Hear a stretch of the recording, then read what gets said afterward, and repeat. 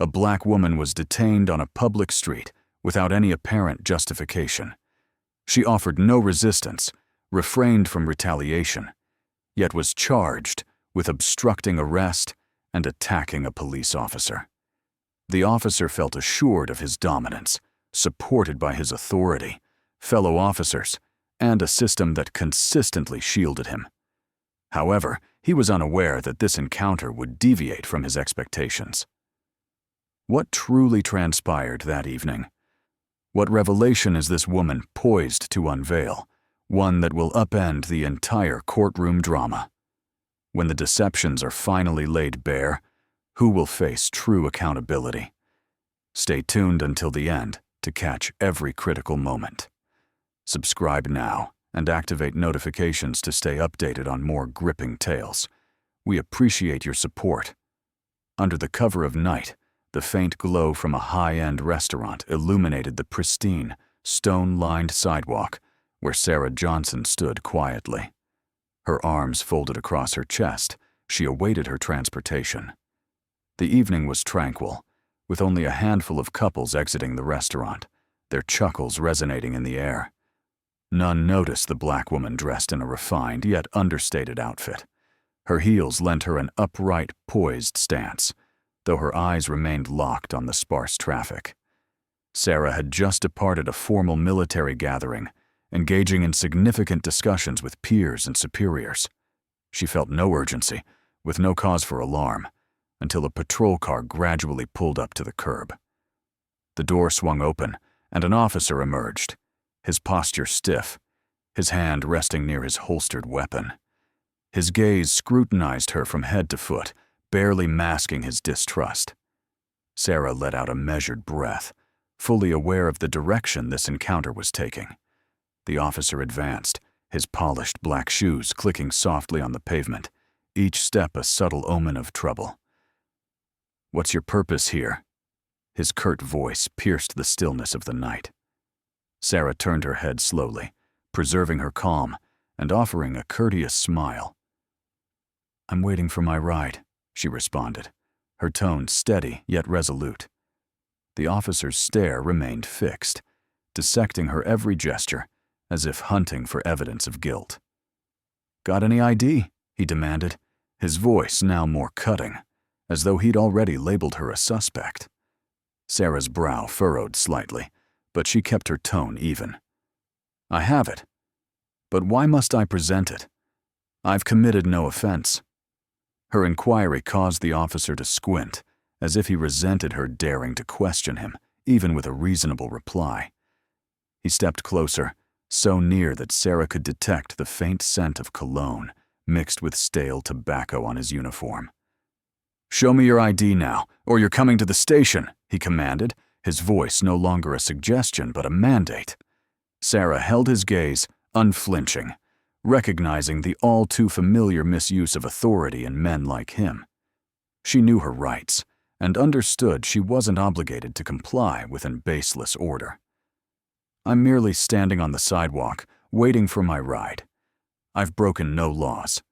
What am I being accused of?" Her voice stayed controlled, but her eyes now held a steely edge. The officer didn't take kindly to her response. He smirked, his face dripping with arrogance, shaking his head. "Defiant, are you? Folks like you always have an excuse, but I've dealt with this too often." Sarah's grip tightened subtly, a slow simmer of anger rising in her chest. Without a moment's pause, the officer abruptly seized her arm, pulling her forward with such force that she staggered. "What are you doing?" Sarah demanded sharply, her voice tinged with shock and frustration. He offered no reply. Instead, he wrenched her arm behind her back, applying pressure that sent a jolt of pain through her shoulder. "Release me!" Sarah's voice grew louder, striving to maintain her balance, but the officer pushed her forward, forcing her to drop to one knee on the cold stone pavement. A nearby couple stopped to stare, but when the officer shot them a glare, they quickly looked away and continued walking. Sarah inhaled deeply, battling to remain composed, but a creeping sense of powerlessness began to settle in her body. "You're interfering with an officer," the cop stated, his voice firm and unyielding. Sarah sensed his icy stare as his hold on the handcuffs tightened. With a sharp snap, the metal cuffs locked around her wrists, digging into her skin. Pain surged through her arms, but she refused to let out a sound. Her breathing stayed even, though a fire blazed within her. "You've detained me without justification," Sarah said, her voice low but unwavering. The officer sneered, leaning down slightly so only she could hear his next words.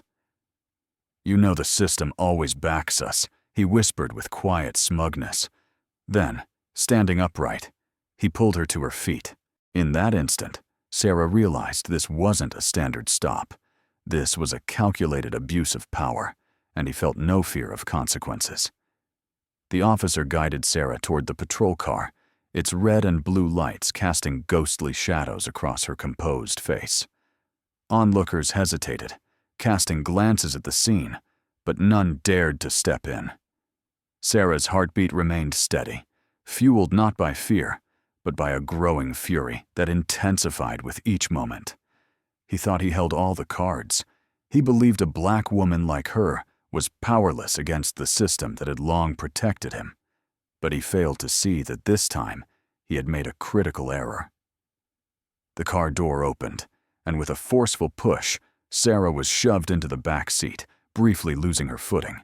The officer slammed the door shut, his face radiating smug triumph, as though he'd notched another win in his tally of power-driven victories.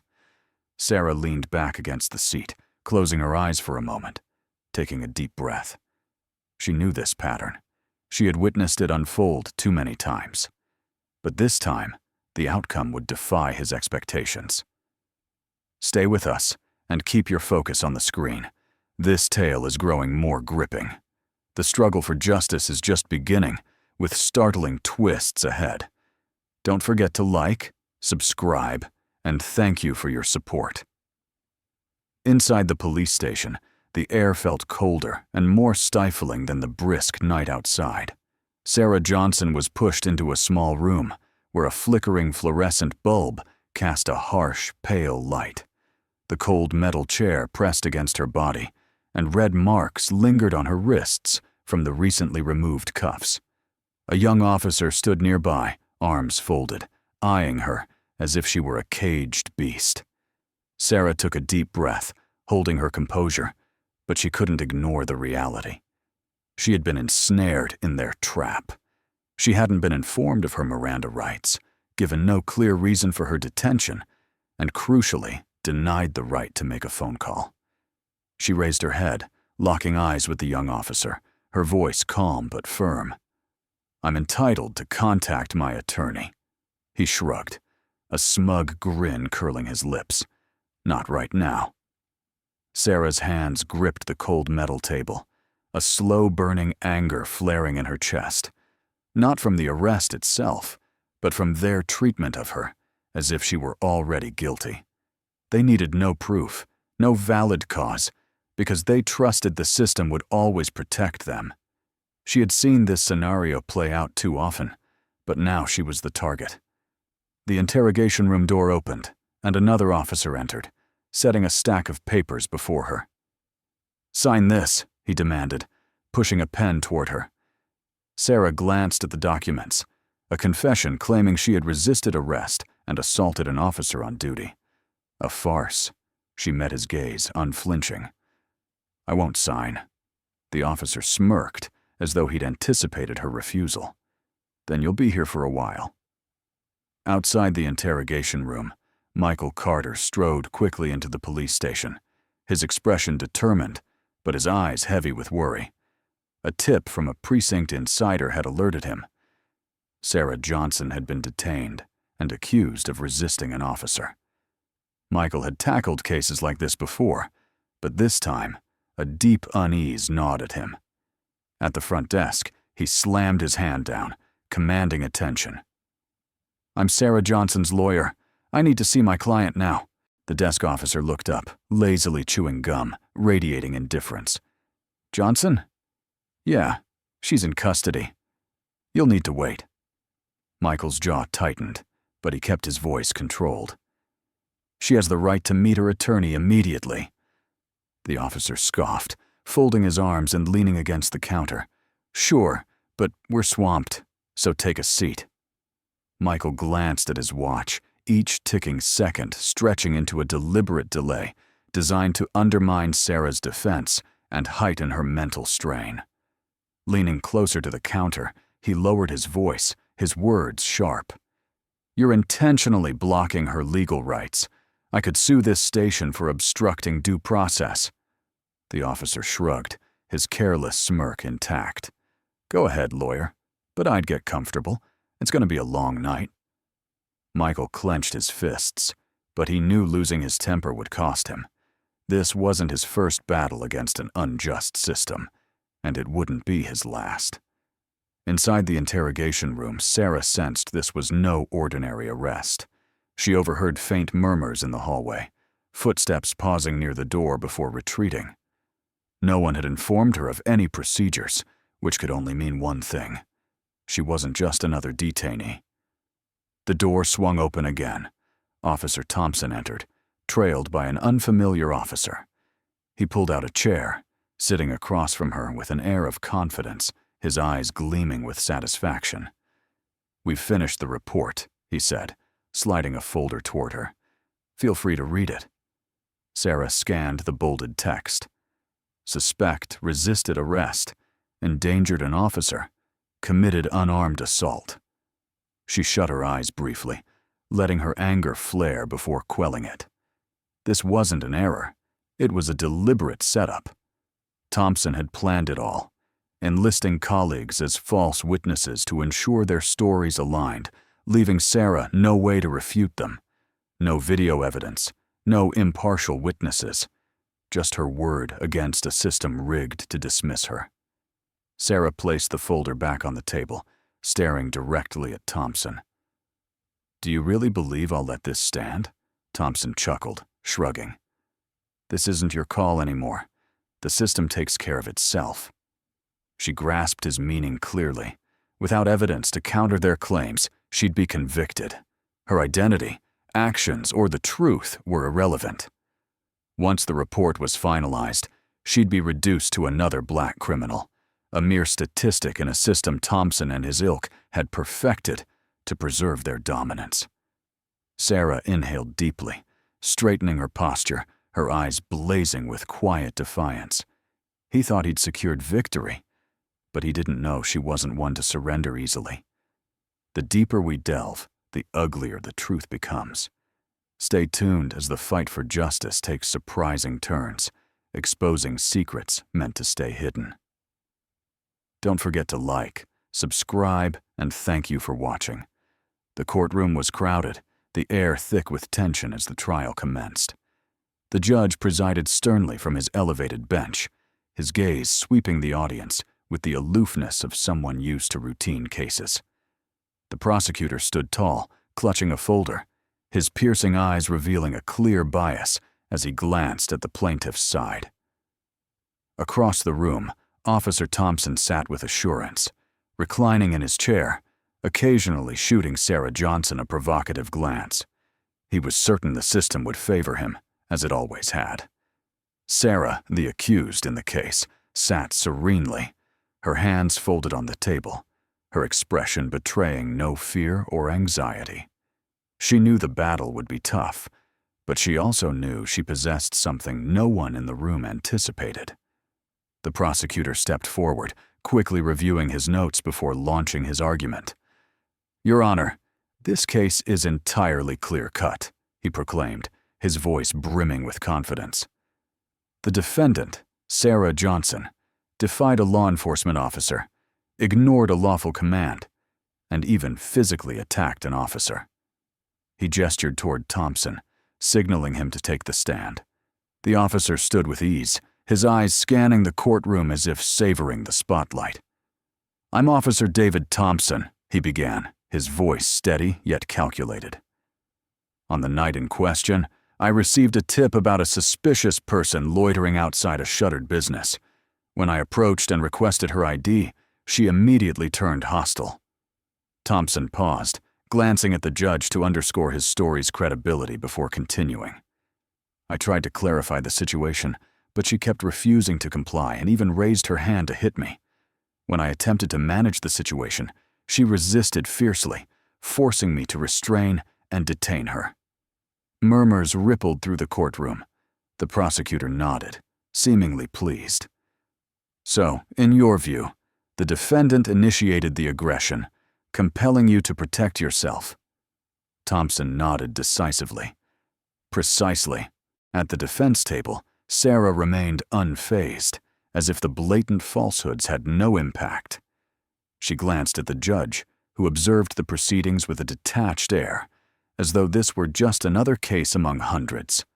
The prosecutor pressed on, each argument anchored in the fabricated report Thompson and his colleagues had crafted. But just as he was about to wrap up, Sarah rose slowly, her sharp gaze sweeping the room. "I have some points to address," she said, her voice calm but weighted, silencing the entire courtroom. She reached into her jacket and withdrew a small metal object, holding it up for all to see. A polished military insignia gleamed under the courtroom lights, the emblem of the U.S. Navy. "I'm not merely an innocent civilian," Sarah declared, her voice clear, each word echoing through the room.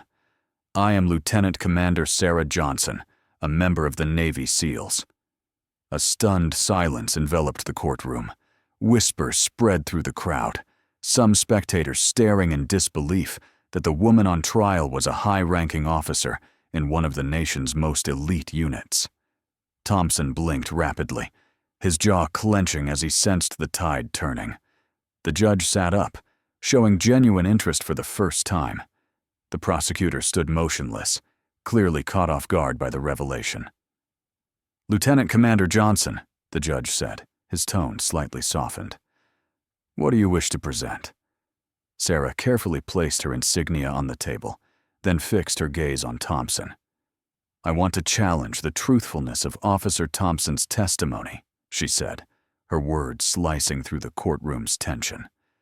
"Because I have proof that everything he claimed is a total fabrication." Whispers erupted across the room. Thompson shifted forward slightly, but quickly checked himself, struggling to keep his composure. The prosecutor frowned, eyeing Sarah skeptically. "What proof do you have?" he asked, his voice tinged with doubt. Sarah didn't respond right away. Instead, she pulled a small USB drive from her pocket, holding it up for all to see. "This contains footage from Officer Thompson's body cam," she announced, "and it will expose the truth." When Sarah revealed the USB, the courtroom froze. It held the truth that could reshape the entire case. But how had she acquired it while detained immediately after her arrest? Flashing back to earlier, when the covert plan to secure the evidence was set in motion. In the dimly lit jail cell, the flickering overhead light did little to ease the oppressive atmosphere. Sarah Johnson sat silently, her eyes fixed on the cold concrete wall before her. She'd been held for hours, barred from contacting anyone, but she trusted her lawyer, Michael Carter, wouldn't let this drag on. The heavy cell door creaked open, and Michael stepped in, his face tense but resolute. He sat across from Sarah, but before he could speak, she leaned forward and whispered, "All officers must wear body cams.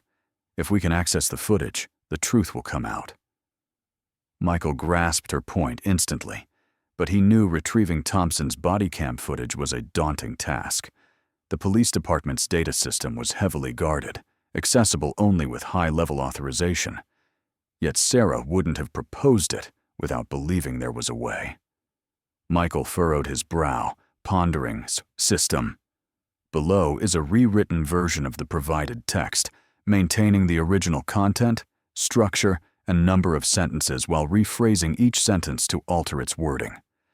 The names and cultural adjustments, e.g., Sarah Johnson, Michael Carter, etc., are retained for consistency with the Western cultural context. The length and essence of the story remain unchanged, and the text is in English. A black woman was apprehended on a city street for no apparent reason. She didn't resist or retaliate, yet was charged with obstructing an officer and assaulting law enforcement. The officer was confident in his control, backed by his authority, peers, and a system that always shielded him.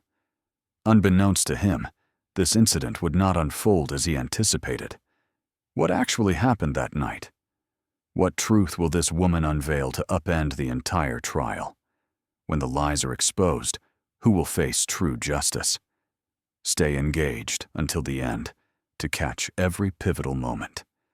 Subscribe now and enable notifications to keep up with more shocking stories. We're grateful for your support. At night, soft light from a high-end restaurant bathed the clean, stone-paved sidewalk where Sarah Johnson stood quietly. Her arms crossed, she awaited her ride. The evening was calm, with a few couples leaving the restaurant, their laughter echoing. None noticed the black woman in her elegant yet simple dress. Her heels gave her a poised, upright stance, but her eyes stayed fixed on the light traffic. Sarah had just left a formal military event, engaging in meaningful talks with colleagues and superiors. She was unhurried, with no cause for concern, until a patrol car slowly pulled up nearby. The door opened, and an officer stepped out, his posture rigid, hand near his holstered gun. His eyes scanned her thoroughly, barely hiding his suspicion. Sarah exhaled slowly, sensing the direction this encounter was heading. The officer approached, his polished shoes clicking softly on the pavement, each step signaling trouble. "What are you doing here?" His sharp voice cut through the quiet night. Sarah turned slowly, keeping calm and offering a polite smile. "I'm waiting for my transport," she replied, her tone steady yet firm. The officer's gaze remained intense, analyzing her every move as if seeking guilt. "Got ID?" he demanded, his voice now harsher, as if he'd already deemed her suspicious. Sarah frowned slightly but kept her composure. "I do. But why do I need to show it? I've done nothing wrong." Her question made the officer narrow his eyes, as if offended by her reasonable challenge. He stepped closer, so near Sarah could smell faint cologne mixed with stale tobacco on his uniform. "Show your ID now, or you're coming with me," he ordered, his tone no longer a request, but a command. Sarah met his stare, unflinching, recognizing the familiar power abuse in men like him. She knew her rights, and had no duty to comply with an unjust demand. "I'm just standing here, waiting for my ride. I've broken no laws. What's the accusation?" Her voice stayed measured, but her gaze hardened. The officer didn't take kindly to her response. He smirked arrogantly, shaking his head. "Defiant, huh? People like you always have excuses, but I've seen this too many times." Sarah's grip tightened subtly, anger simmering within her. Without hesitation, the officer grabbed her arm, yanking her forward so hard she stumbled. "What's this about?" Sarah asked sharply, her voice edged with shock and irritation. He didn't respond. Instead, he twisted her arm behind her back, causing sharp pain to shoot through her shoulder. "Let me go!" Sarah's voice rose, struggling to stay balanced, but the officer shoved her, forcing her to one knee on the cold pavement. A passing couple paused to look, but the officer's glare sent them hurrying away. Sarah breathed deeply, fighting to stay calm, but a sense of helplessness crept into her body. "You're obstructing an officer," the cop declared, his voice unwavering. Sarah felt his cold stare as his grip tightened on the handcuffs. With a sharp click, the metal locked around her wrists, biting into her skin. Pain surged through her arms, but she refused to cry out. Her breathing stayed steady, though rage burned inside. "You've arrested me without cause," Sarah said, her voice low but resolute. The officer sneered, leaning close so only she could hear. "The system always sides with us," he whispered smugly. Then, standing tall, he pulled her to her feet. In that moment, Sarah knew this wasn't a routine stop. It was deliberate power abuse, and he feared no repercussions. The officer led Sarah to the patrol car, its flashing lights casting eerie shadows on her calm face. Bystanders glanced, but dared not intervene. Sarah's heartbeat steadied, driven not by fear, but by growing fury. He thought he was untouchable. He believed a black woman like her had no power against his protected system. But he didn't realize he'd made a grave mistake. The car door opened, and with a rough push, Sarah was forced into the back seat, briefly losing balance. The officer slammed the door, his face smug, as if marking another victory in his power-driven tally. Sarah leaned back, closing her eyes briefly, breathing deeply. She knew this game, having seen it play out too often. But this time, it wouldn't end as he expected. Stay tuned and keep watching. This story is intensifying. The battle for justice is just starting, with shocking twists ahead. Don't forget to like, subscribe, and thank you for your support. Inside the police station, the air was colder and more oppressive than the crisp night outside. Sarah Johnson was pushed into a small room, a flickering fluorescent light casting a harsh glow. The metal chair pressed against her, red marks lingering on her wrists from the removed cuffs. A young officer stood nearby, arms crossed, eyeing her like a trapped animal. Sarah took a deep breath, maintaining composure. But the reality was undeniable. She'd been caught in their trap. She hadn't been read her rights, given no arrest reason, and was denied a phone call. She looked at the young officer, her voice calm but firm. "I have the right to call my lawyer," he shrugged, smirking smugly. "Not yet." Sarah gripped the cold table, anger burning. Not from the arrest, but from being treated like a criminal. They needed no evidence, no cause, trusting the system to back them. She'd seen this too often, but now she was the victim. The interrogation room door opened, and another officer entered, placing papers before her. "Sign this," he ordered, sliding a pen toward her. Sarah glanced at the confession claiming she resisted and assaulted an officer. A sham. She met his gaze. "I'm not signing." The officer smirked, expecting her refusal. "Then you'll be here a while." Outside, Michael Carter hurried into the station, his face resolute but eyes worried. A precinct source had tipped him off. Sarah Johnson was detained, charged with resisting an officer. Michael had handled such cases, but this time, unease gripped him. At the desk, he slammed his hand down, demanding attention. "I'm Sarah Johnson's attorney. I need to see my client now." The desk officer looked up, chewing gum lazily, exuding indifference. "Johnson? She's in custody." "Wait." Michael's jaw tightened, but he kept his tone controlled. "She's entitled to see her lawyer immediately." The officer scoffed, leaning back. "Sure, but we're busy. Sit." Michael checked his watch, each second a deliberate delay to weaken Sarah's defense and strain her mentally. Leaning closer, he spoke sharply. "You're blocking her legal rights. I can sue this station for obstructing due process." The officer shrugged, smirking. "Do what you want, lawyer, but get comfortable. It's a long night." Michael clenched his fists, knowing he couldn't lose control. This wasn't his first fight against an unjust system, nor his last. In the interrogation room, Sarah felt this wasn't a standard arrest. She heard hallway murmurs, footsteps pausing, then retreating. No one informed her of proceedings, signaling she wasn't just another detainee. The door opened again. Officer Thompson entered with an unfamiliar officer, sitting across from her confidently, eyes gleaming. "We've completed the report," he said, pushing a folder toward her. "Read it if you like." Sarah skimmed the bold text. "Suspect resisted. Endangered officer. Committed assault."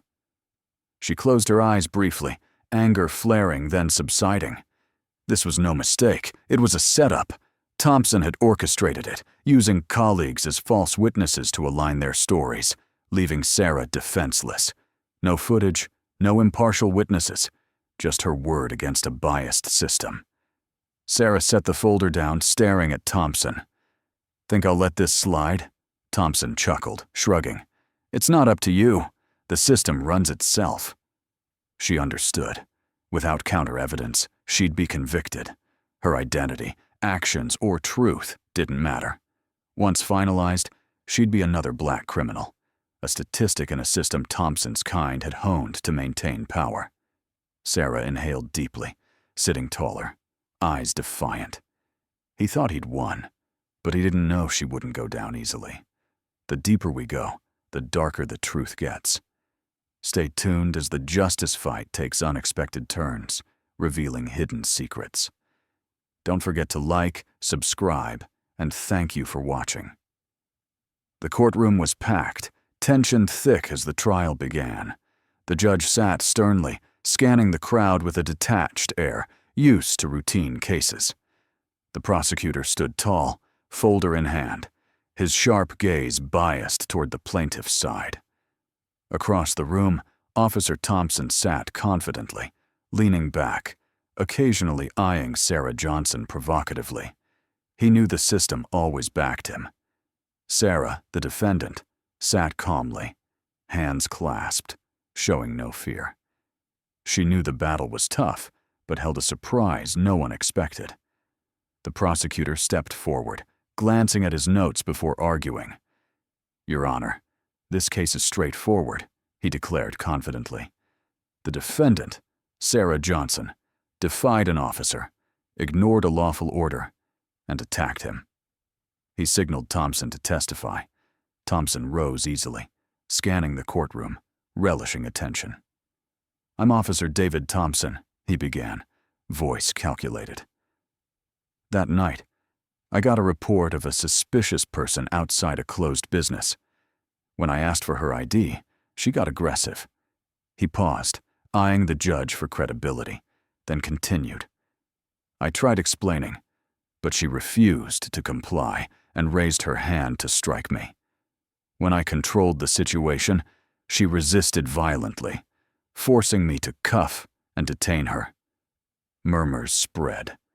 The prosecutor nodded, satisfied. "So, you believe the defendant started the violence, forcing self-defense?" Thompson nodded firmly. "Exactly." At the defense table, Sarah stayed composed, unfazed by the lies. She glanced at the judge, who watched detachedly, as if this were routine. The prosecutor continued, basing his case on Thompson's fabricated report. But as he neared his close, Sarah stood slowly, her gaze sweeping the room. "I have clarifications to make," she said, her voice steady, silencing all. She pulled a metal object from her jacket, holding it up. A gleaming Navy insignia shone under the lights. "I'm not just an innocent citizen," Sarah said, each word resonating. "I'm Lieutenant Commander Sarah Johnson, Navy SEALs." Stunned silence fell. Whispers rippled, some gaping that the defendant was an elite officer. Thompson blinked, jaw tightening, sensing the shift. The judge sat up, showing interest. The prosecutor froze, blindsided. "Lieutenant Commander Johnson," the judge said, tone softer. "What do you wish to present?" Sarah placed her insignia down, eyeing Thompson. "I challenge Officer Thompson's testimony," she said, words cutting sharply. "I have evidence proving his claims are lies." Whispers erupted. Thompson shifted but restrained himself, struggling to stay composed. The prosecutor frowned, skeptical. "What evidence?" he asked, voice doubtful. Sarah paused, then pulled a USB drive from her pocket, displaying it. "This is Officer Thompson's body cam footage," she declared, "and it will reveal the truth." When Sarah showed the USB, the courtroom froze. It held the truth to change the case. But how did she get it while detained? Rewinding to earlier, when the plan to secure evidence began. In the dim jail cell, A flickering light barely eased the stifling air. Sarah Johnson sat silently, staring at the concrete wall. Held for hours without contact, she trusted Michael Carter wouldn't let this linger. The cell door creaked, and Michael entered, tense but determined. He sat across her, but before he spoke, Sarah whispered, "Officers must wear body cams. If we get the footage, the truth will show." Michael understood instantly, but knew accessing Thompson's footage was tough. The department's system was secure, needing high-level clearance. But Sarah wouldn't suggest it without a plan.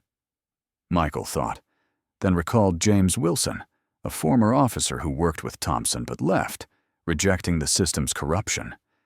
If anyone knew the department's workings, it was him. Leaving the jail, Michael called James. After a few rings, a raspy voice answered. "I know about Sarah's case," James said, preempting Michael. "Why call me?" Michael was direct, voice urgent. "I need Thompson's body cam footage from that night." Silence lingered, then James sighed. "That's not easy. The data's locked in the department's system. I've got no access now." Michael hesitated, but James added, "But I know someone who might." James named a technician managing the data system, still employed but not loyal to Thompson, possibly persuadable. James set up a meeting at a quiet cafe for discreet talks. James arrived, spotting a graying man in a secluded corner. He sat across him. The man crossed his arms, uneasy. "You're asking me to risk my job," he whispered. James met his gaze, firm. "This isn't just a false arrest. It's a setup. Thompson's done this before, and he'll do it again if we don't stop him." The man sighed, eyes wavering. He knew James was right but feared the risk. Finally, he whispered, "I'll try." 2 nights later, James got a text. "It's done. Meet me." He drove to an empty lot. The technician waited, holding a USB drive. He handed it over, cautious. "This is Thompson's footage. Handle it carefully. They'll hunt the leaker." James nodded, took it, and left. Next morning, Michael got James's call. "I've got it," James said firmly. "Come get it." Michael didn't question, saying, "I'm coming." He raced to the meeting, heart pounding at the evidence's power to shift the trial. At the meet, James handed over the USB, warning, "Be cautious. Thompson won't let this go." Michael held the evidence, rushing to his office. He plugged the USB in, opening the video. It showed Thompson approaching Sarah without cause, restraining her despite no resistance. Thompson's threatening voice was clear, but the key was proof Sarah never attacked him, contradicting his report. Michael's fists clenched, knowing this was the game changer. No debate remained. This would dismantle Thompson's setup. He exhaled, closed his laptop, and pocketed the USB. The trial loomed, and Sarah wouldn't fight empty-handed. The next morning, before the trial, Michael entered the courtroom, clutching the USB. He approached Sarah's table, whispering determinedly, "We've got it." Sarah glanced at him, eyes sharp with resolve. She nodded silently. They knew the battle wasn't over, but they now held the advantage. Now, after all efforts, the moment of truth arrived. The courtroom held its breath as the screen lit up, ready to show what Thompson never wanted revealed. The courtroom's large screen flickered, then cleared. Silence gripped the room as Thompson's body cam footage played. Earlier murmurs vanished, replaced by heavy tension. All eyes locked on the screen, where the truth would soon unfold. Sarah stayed calm, while Thompson swallowed hard, hands gripping the table, staring at the screen, hoping for a miracle. The footage showed Sarah standing calmly on the sidewalk, yellow streetlights illuminating her composed stance. She showed no resistance, no shouting, no threats. Thompson approached aggressively. His voice boomed from the speaker, undeniable. "What are you doing? Show me your ID now." Sarah, on video, frowned slightly but stayed calm. I'm waiting for my ride. Did I do something wrong? Thompson ignored her, stepping closer, voice sharper. No questions. Give me your ID. Sarah tilted her head, assessing, but kept her tone steady. I'm allowed to ask why I need to show ID. That moment shifted everything. Sarah made no threatening move, yet Thompson grabbed her wrist, twisting her arm and slamming her against a wall. Courtroom spectators gasped. Sarah didn't resist, yet Thompson treated her like a dangerous suspect. Her recorded voice was firm, but controlled. What are you doing? I'm not resisting. Thompson tightened his grip, voice low but audible. Think you can demand anything? In the courtroom, Thompson sweated, clutching his chair, unable to look away from the damning footage. He was trapped. The video showed him yanking Sarah's arm, making her lose balance. A thud echoed as she hit the ground. Sarah didn't fight, only speaking calmly. I'm not resisting. Let me go. Thompson kept applying force, growling, You'll regret defying me. Whispers swept the courtroom as those words played. Some muttered angrily. The judge frowned, his earlier indifference now disapproval. The prosecutor, once Thompson's ally, stared pale, realizing the footage destroyed their case. On screen, Thompson cuffed Sarah without explanation. Her final words echoed, I won't forget this. The video ended. When the screen darkened, heavy silence fell. All eyes turned to Thompson, drenched in sweat, gaze darting for escape. He tried to stay composed, but his trembling hands betrayed him. He was exposed. Sarah stared at him, her look filled with quiet disdain. She needed no words. The truth spoke for her. Thompson could no longer deny it. The video's end brought dead silence. No one spoke or moved. Some whispered, but most watched the judge, awaiting his response. Judge William Grayson's face had changed, no longer indifferent but stern, with restrained anger. He removed his glasses, rubbing his nose to stay composed before an undeniable truth. He turned to the prosecutor, who'd confidently accused Sarah, now frozen, lips tight, out of defenses for a case he thought he'd win. Their evidence had crumbled publicly. The judge glanced at Sarah, composed throughout, then slammed his gavel, the sound jolting all. This court finds Sarah Johnson not guilty. All charges are dismissed immediately. Murmurs erupted. Sarah stayed calm, but Michael Carter exhaled in relief. Some nodded, others whispered outrage at a victim nearly crushed by lies.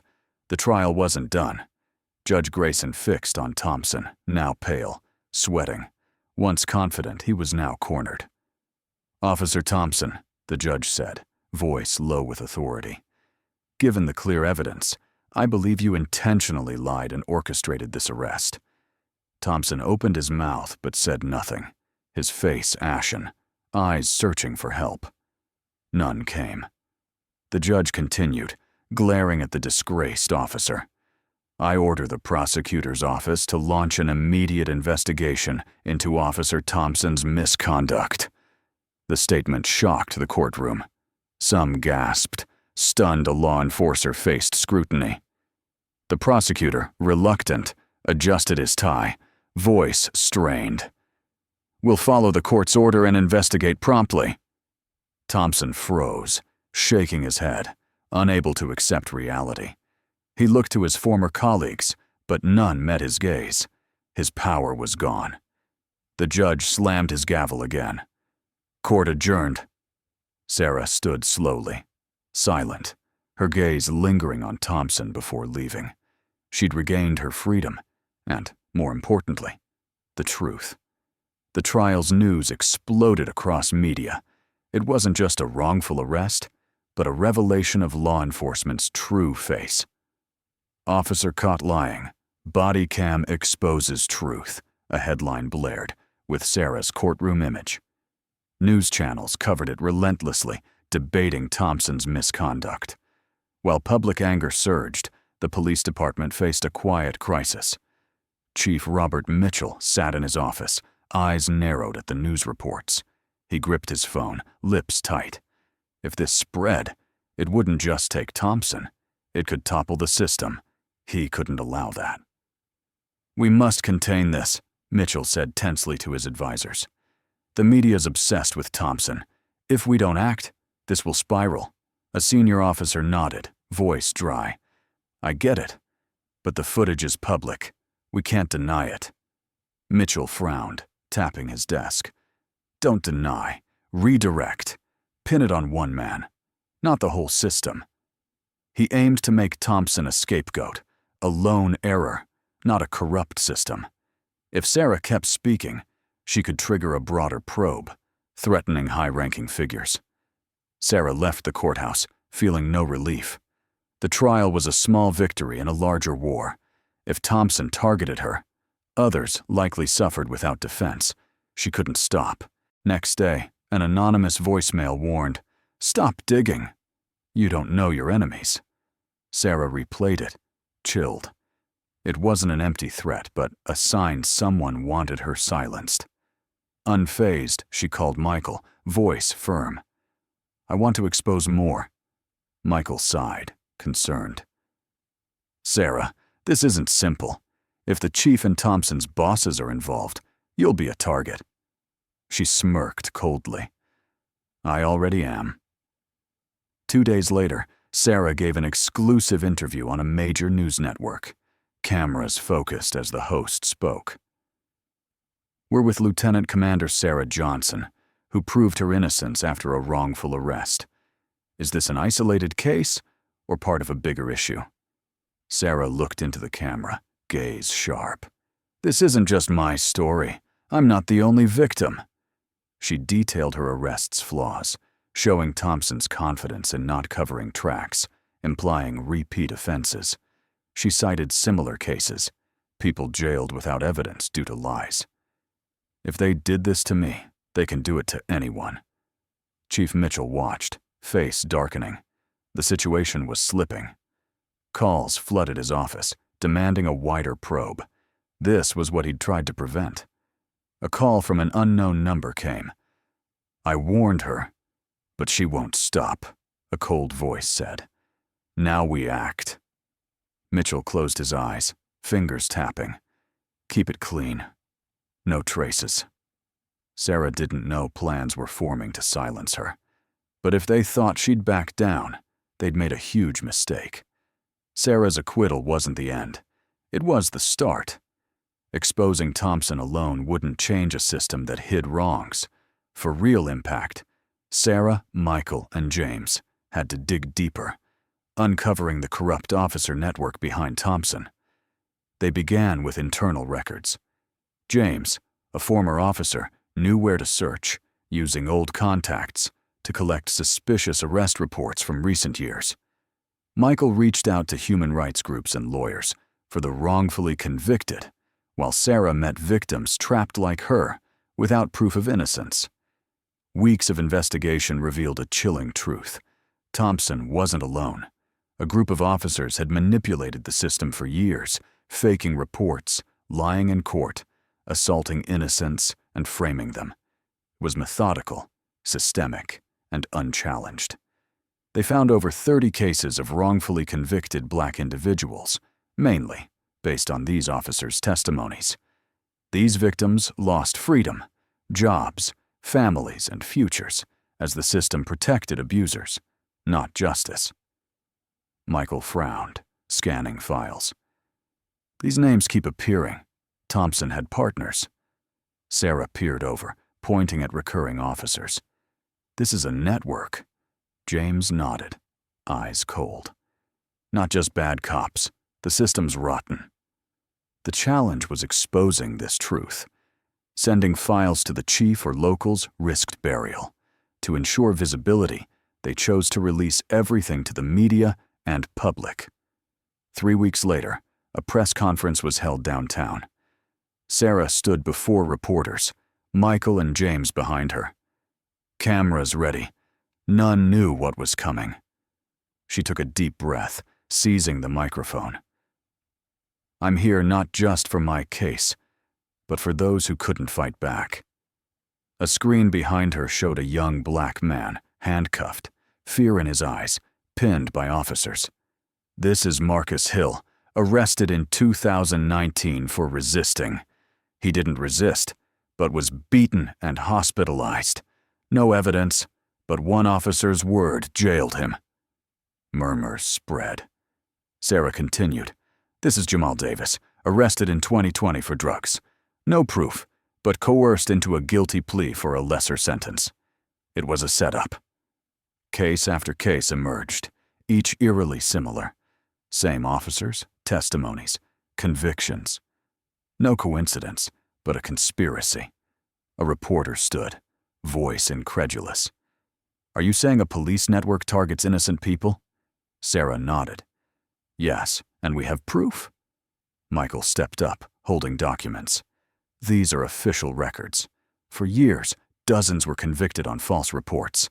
These officers abused power to twist justice. The room erupted, reporters scrambling, cameras zooming.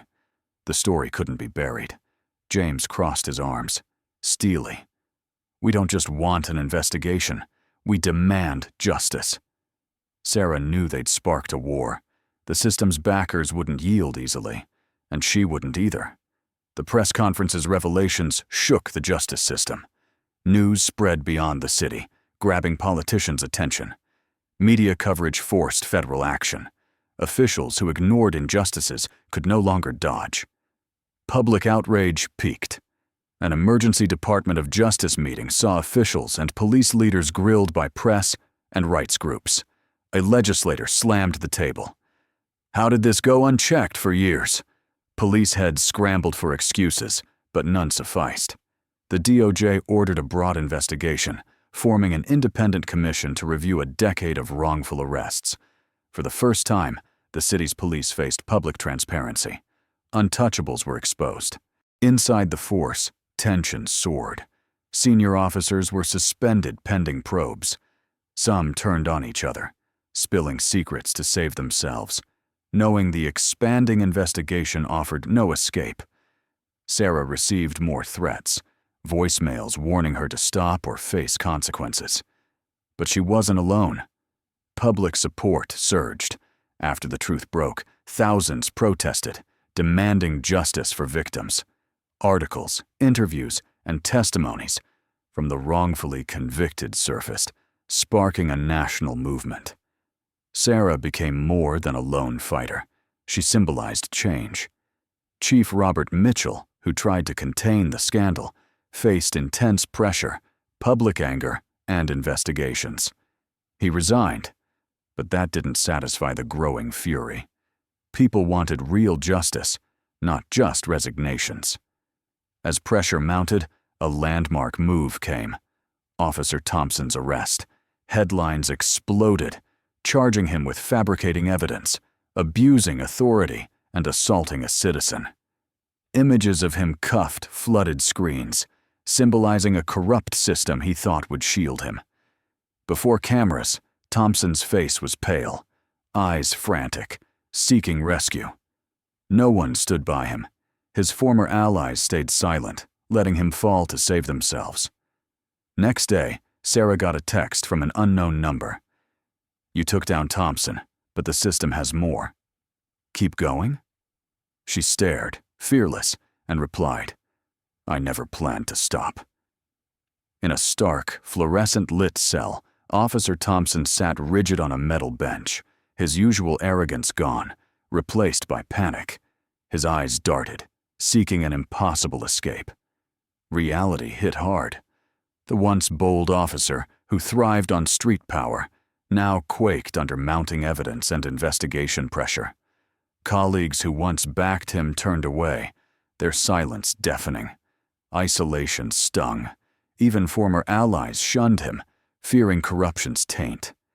Each cell moment amplified his fear, his facade crumbling.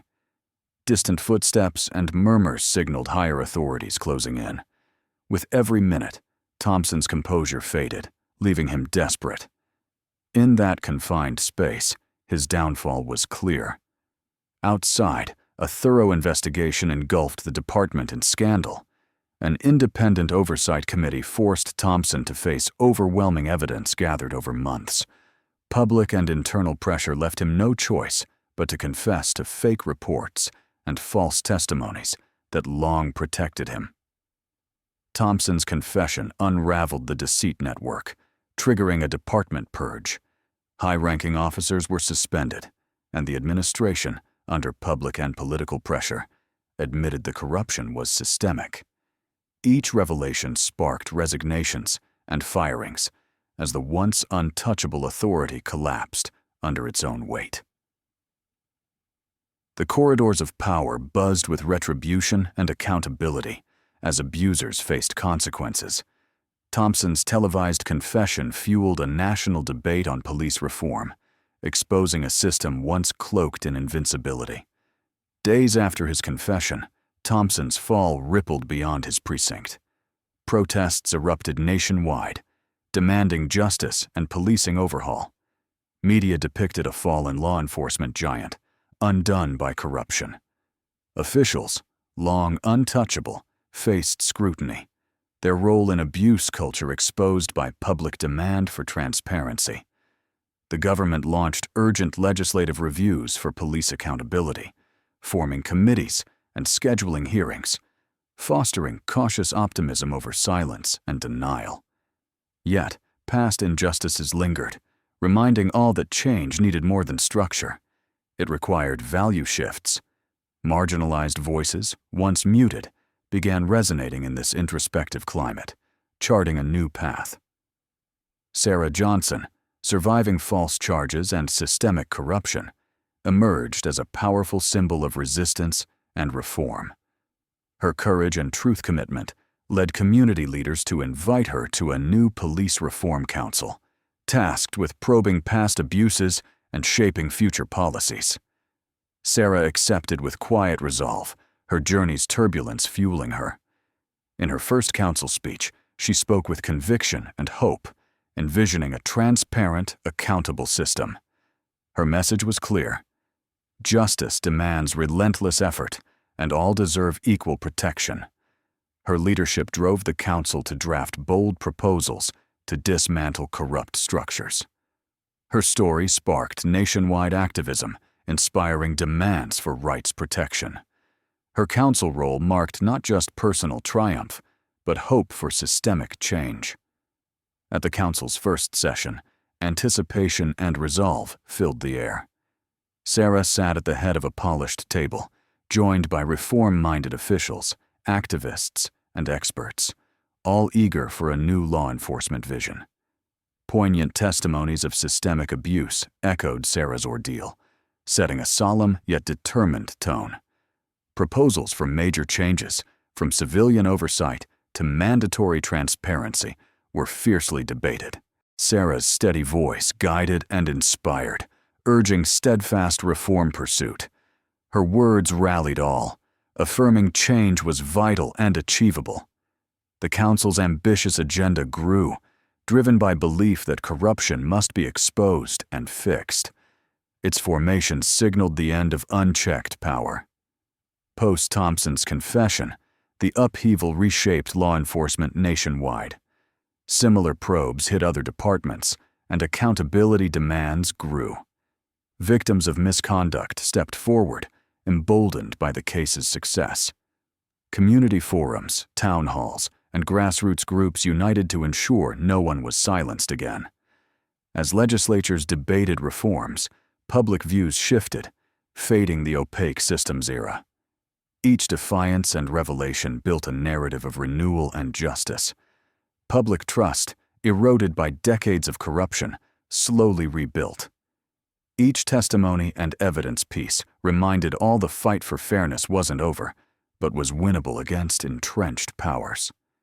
In a defining moment, Thompson faced formal charges, evidence stacked against him for fabricating proof and abusing power. The courtroom buzzed with shock, vindication, and resolve to root out corruption. Thompson, a shadow of himself, hung his head as the verdict was read. His fall shocked law enforcement, symbolizing truth's triumph. His arrest ended an era of impunity, launching a systemic overhaul for a brighter future. His prosecution galvanized reformers, empowering the public. The gavel's fall declared no one above the law, echoing beyond Thompson's fate as a reform rallying cry, illuminating a broken system's dark corners. Sarah Johnson stood tall amid change, a testament to truth and justice's resilience. The road ahead was long and tough, but these turbulent steps set a reformed, accountable future for law enforcement. Sweeping reforms forced the police system to rethink its core. Public outcry and probes left no room for old, corrupt ways. Once untouchable officials faced scrutiny, and policies enabling abuse were dismantled. New oversight committees and audit teams formed, re-examining misconduct cases under public scrutiny. Lawmakers, pushed by advocates and citizens, introduced strict measures to prevent future abuses. Legislation upped penalties and mandated regular, independent police reviews. This change wave hit every city corner, reaching national headlines, signaling a new law enforcement era. Probes into old wrongful arrests and fake reports led to resignations and suspensions. The untouchable facade crumbled as truth surfaced. Deeper investigations untangled the corruption network plaguing the force. Task forces of experts, analysts, and advocates reviewed thousands of files, revealing a pattern of injustice. Each finding built evidence against a system targeting minorities. Victims, emboldened, shared tales of abuse. The truth pursuit sparked a national police accountability dialogue, prompting probes into similar departments. As evidence grew, more officials faced scrutiny.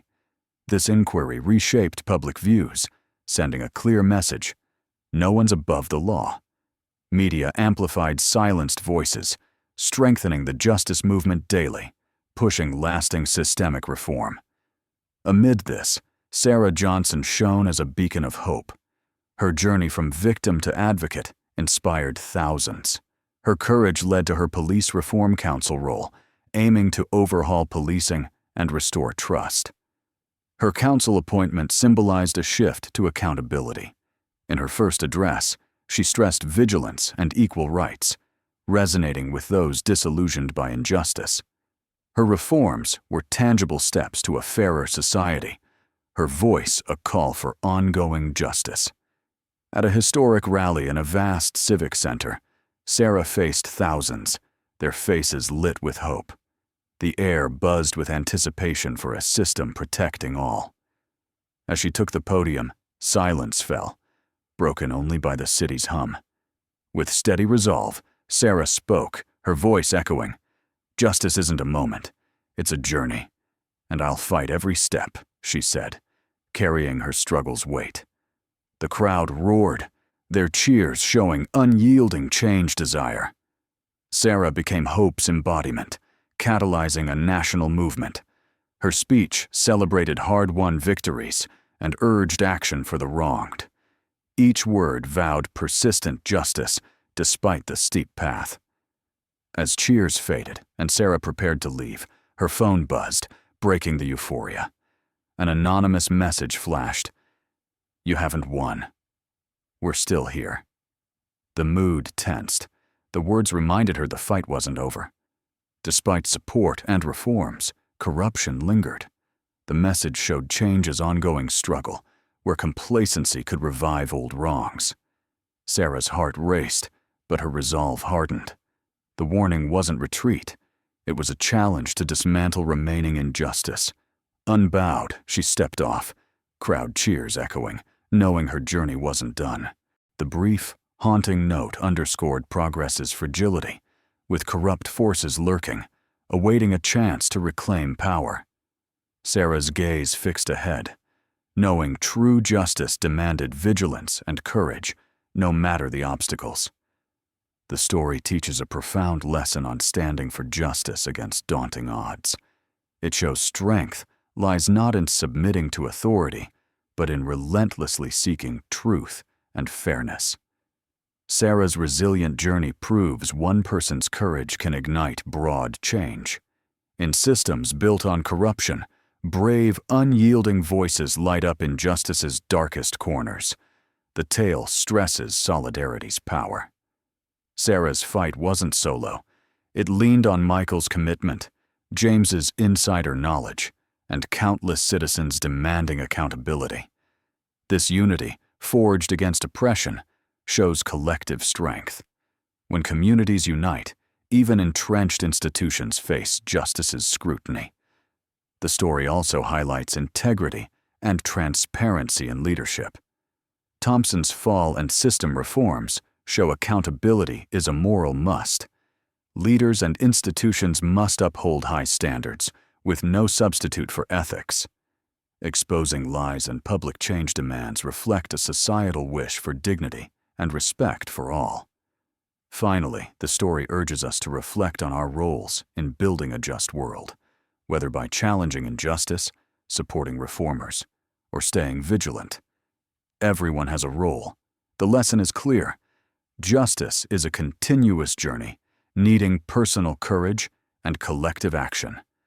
Only persistent effort and bold questioning of authority can create a future where truth triumphs and all voices are heard.